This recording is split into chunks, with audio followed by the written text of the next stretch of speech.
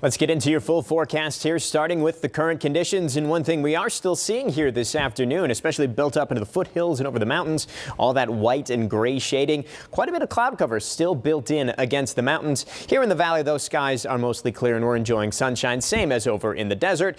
The temperature's very cool and fall-like, though. We're sitting at 72 here in Bakersfield, but some spots, look at Pine Mountain Club there, 49 degrees up in the mountains. So with that cloud cover especially, it's pretty chilly up at the higher elevations. Over in the desert, it's been pretty windy today, too. We've seen winds in the vicinity of 50 to 60 miles per hour and even some reports of blowing dust. Here in the valley, actually, got winds gusting close to 30 miles per hour earlier in the day.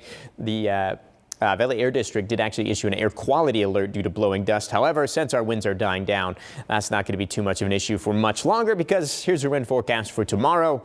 There's not much. We're going to be looking at much calmer conditions tomorrow, a little bit warmer tomorrow as well. But actually tonight, since the skies are beginning to clear here, it's going to be a pretty cold night. Down to 52 in Bakersfield, the coolest night we've had in quite some time. 30s in our mountain areas, 30s and 40s, and a mix of 40s and 50s over in the desert. Tomorrow's high temperatures looking pretty good. 76 over at Ridgecrest and Lake Isabella, 68 at Lebec, and 78 comfortable here in Bakersfield. So tomorrow's looking great. We're paying a lot of attention, though, to Saturday. Saturday is when the solar eclipse will be happening. Now, this is what's called an annular eclipse. It's not a total eclipse, which is when the moon completely covers up the sun.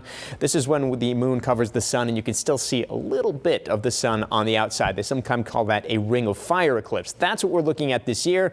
That's what you would see if you were in the direct path of the eclipse, which is going to run from about Texas up to Oregon there.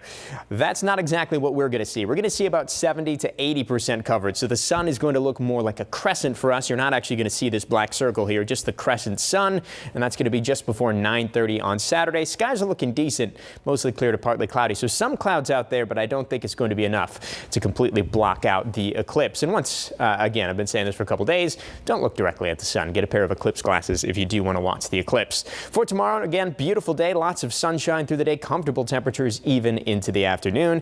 84 degrees on Friday with a little more cloud cover. Again, that could linger into Saturday. We'll keep a very close eye on those cloud conditions, especially as we get a little closer to Saturday.